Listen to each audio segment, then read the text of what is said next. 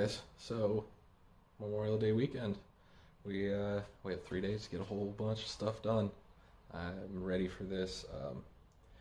So what we're gonna do this video is get some stuff done on the harness. I think I got some things figured out. I went through, got some new diagrams to help me out, new pinouts, stuff like that.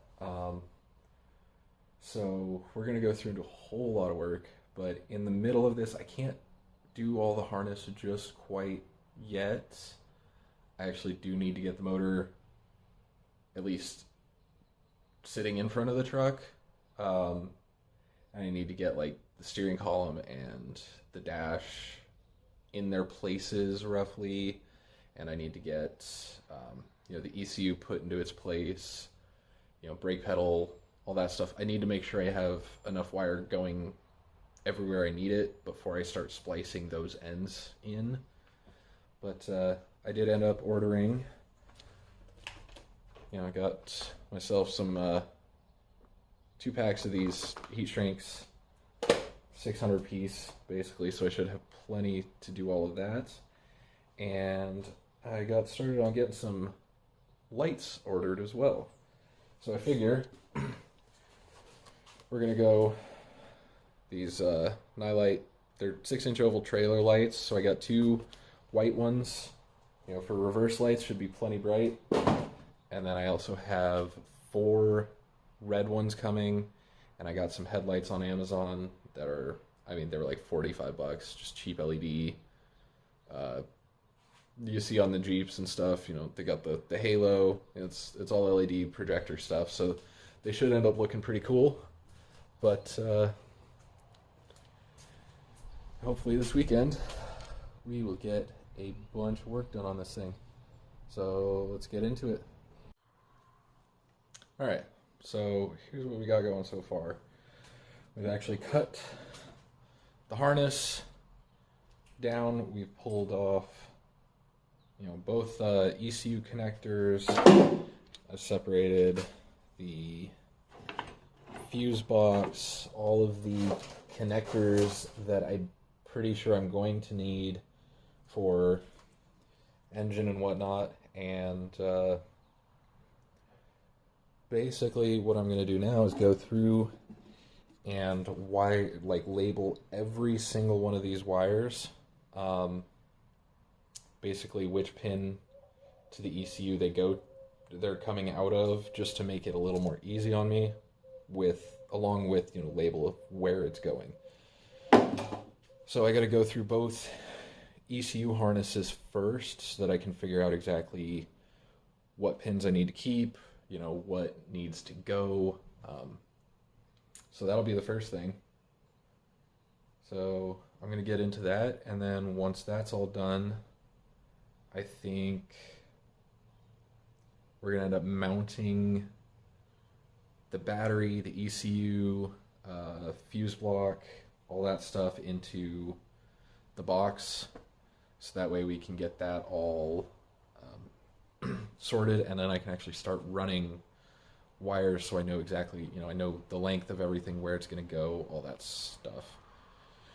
But I honestly think we got 20-30 hours of work ahead of us, because I'm basically rewiring the whole truck.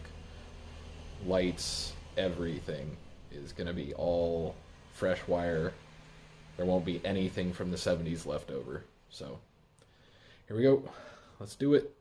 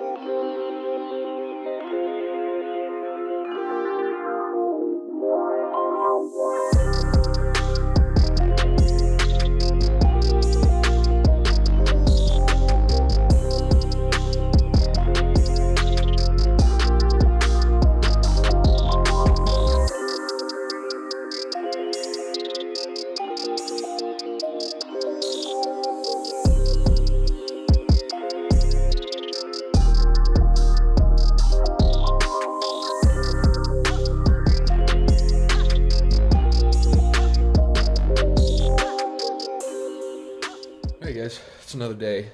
I'm starting to realize that I'm gonna have some issues when it comes to wiring the truck when I don't even have the front end all put where it needs to be, I guess, working with that, but all that frame is going to be um, going away.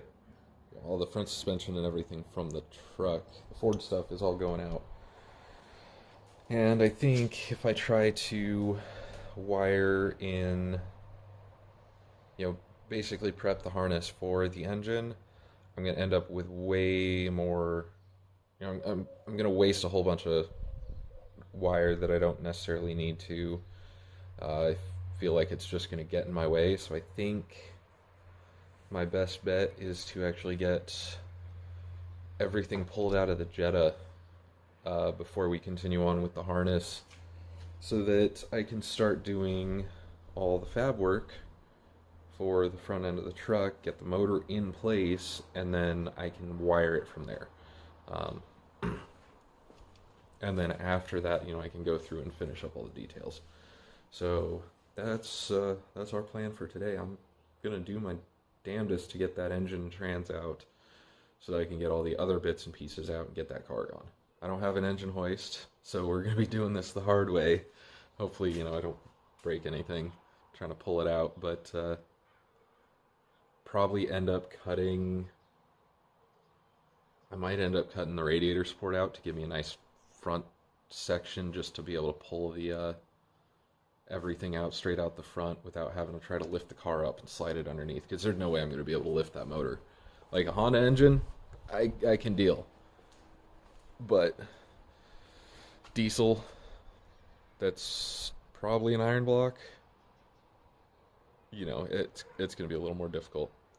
Plus having the pump and the belt, like the alternator and the AC, all that other stuff still on there is going to be a struggle. But that's the plans for today. So let's go ahead and get this thing started and start prepping, pull off some accessories if I can, try to make it as easy as possible, and we'll get in it. Alright guys, so I missed my ending of that video. The next one is going to be very soon, next couple days, and I'll get all that together for the engine removal. I've already got everything recorded, but don't forget to like and subscribe, and we'll see you in the next one. Peace.